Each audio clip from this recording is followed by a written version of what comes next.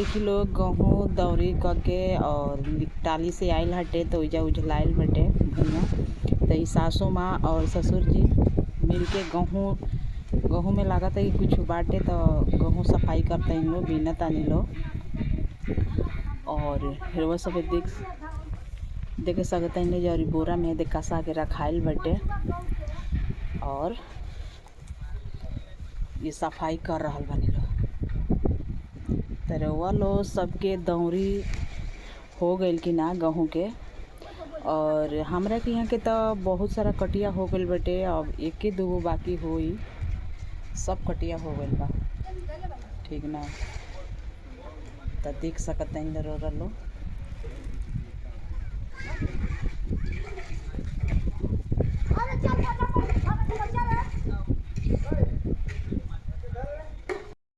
अरे वाह, पानी के इतना गजन हो गइल बटे हमनी के। आजकल पानी के केकरा गजन बटे गांव देहात में। पानी के गजन तो आजकल केहू के नहीं खे, लेकिन हमरा गजन बा पानी के। रउआ सब देख सकत इन लोग कल अच्छाई तो उधर मोटर अच्छाई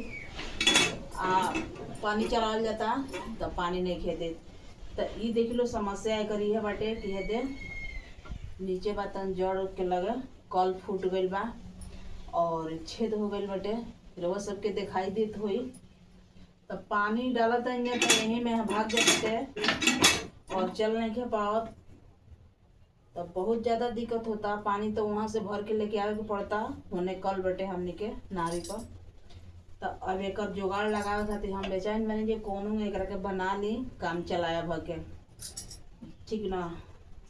तो हई लेके आयल बनी ट्यूब, ठीक बा ट्यूब लेके आयल बनी।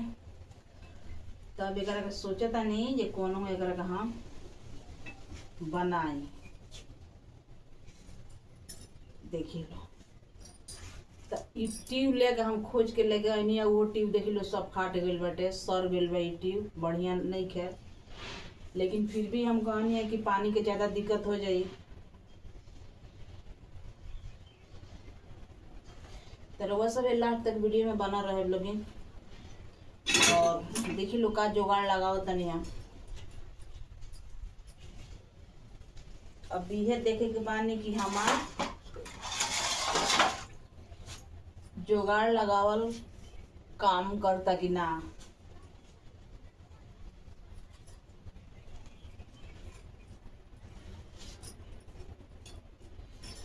ठीक ना। तो पानी की इतना ज़्यादा दिक्कत हो जाता कि और हमारे घर के मतलब जो निकलता से तो भर लिया होता, हम ना निकले नहीं अभी तो दिक्कत बा पानी के। केहू से लइका से हमसे लइकन से एगो लोटा पानी मांगल जाई तो लइका पानी लेके देवे वाला नहीं खसा। तब सोचनी का दिमाग हम लगाई ठीक ना। थोड़ा से और ट्यूब रही नो तो मतलब लपेट देती कोई भावता। तो ई देखी लो लेके आयल बनी ई बाबूजी के धोती के एथी धारी हटे। ये धोती के धारी फाड़ के लेके आयल बनी कोनो काम चलावे खातिर। माने देखा तनी कि ऐसे ठीक होता कि ना।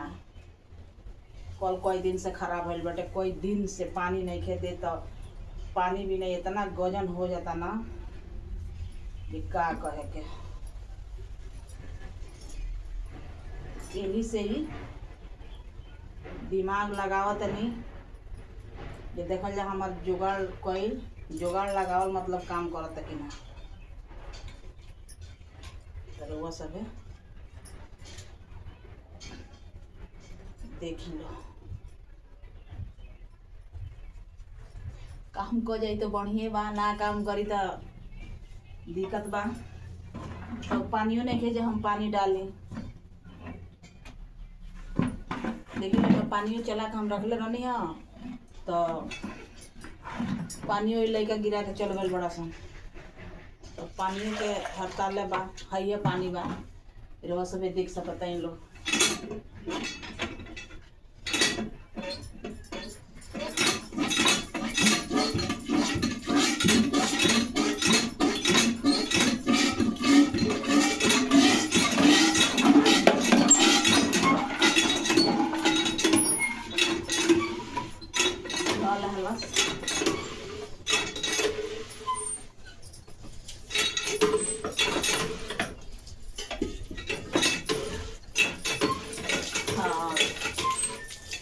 काम चलाऊं तो मतलब हो गए।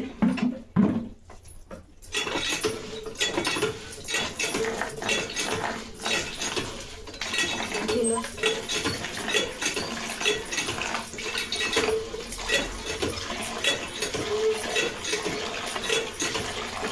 कल हमारा अच्छा हो गई। और हमार जुगाड़ रोल के कैसन लगल कमेंट में जरूर बताए लोग। तो अब अच्छे से पानी देवे लगा।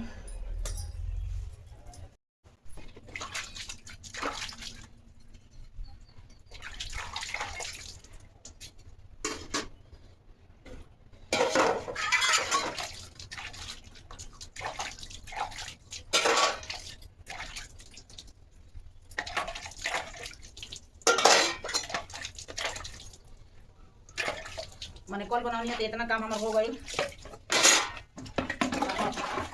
हम के करते कर मुँह खोजती पानी लिया करती।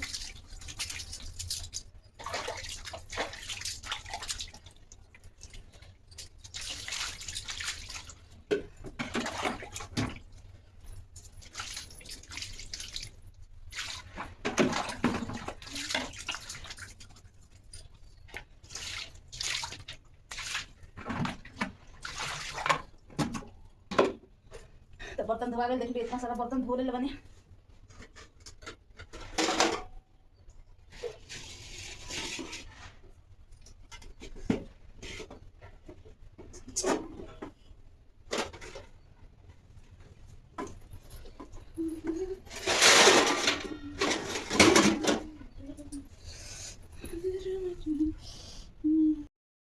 जो सब देख सकते हैं इन लोग कितना तेज हवा बहत अटे।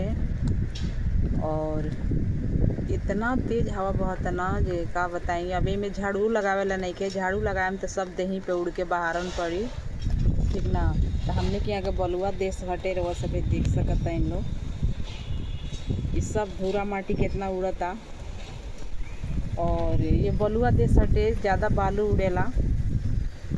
तो हम झाड़ू वगैरह अभी नहीं लगाओ। और ये देखी लो हमारा गैलरी के का हाल भइल बटे। तो थोड़ा से और हवा धिराई ना, उसके बाद हम झाड़ू लगावल शुरू करें।